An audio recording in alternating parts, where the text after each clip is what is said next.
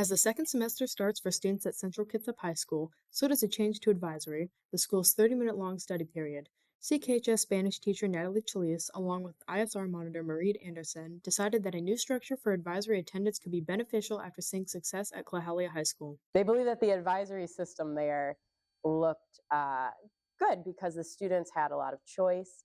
There was a system that the dean of students there made that allowed them to scan in, so we could still take accurate attendance and allow them more freedom to travel, whereas the system that we had here previously with the passes didn't really have any accountability.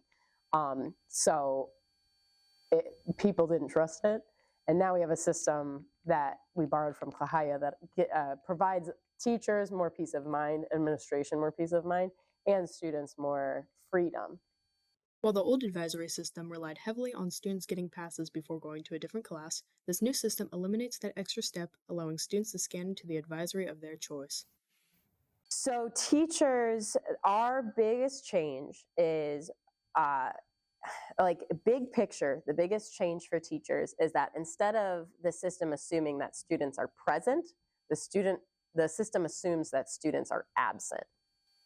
So it is our job to make sure that every student in our room is scanned or entered into the spreadsheet and accounted for. Otherwise, they will be marked absent.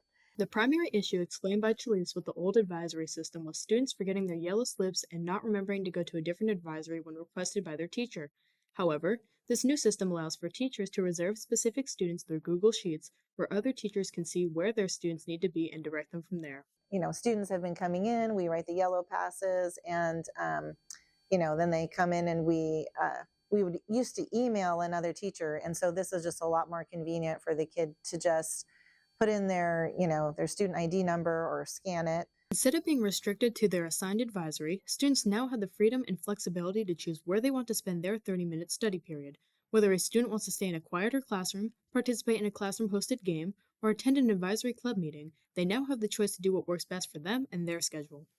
It makes it a lot easier to be able to practice because my advisory is across the school. So it was like I would go to advisory, I'd show my teacher the pass because I have Tracewell. He doesn't care that much about it. I just like flash it at him. He's like, cool, go. But normally by the time I'd get to the practice rooms, they were all full. So being able to just come straight here from my classroom is really nice.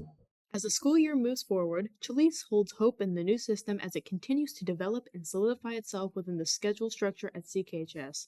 I think more writ large, the final goal that I want to see come from this system is that the students feel that they have the ability to do whatever they need to do during advisory without the restrictions of going and getting a pass and going back to their original advisory, and that the staff and admin feel comfortable and confident that there's no abuse in the system, that yes, these students are going where they intend to go, and so they can feel a little bit safer with the attendance record.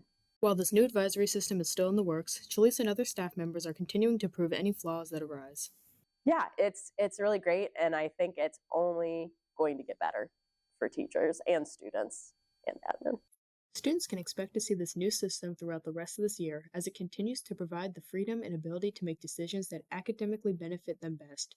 For the Cougar Chronicle, I'm Danny Crossan.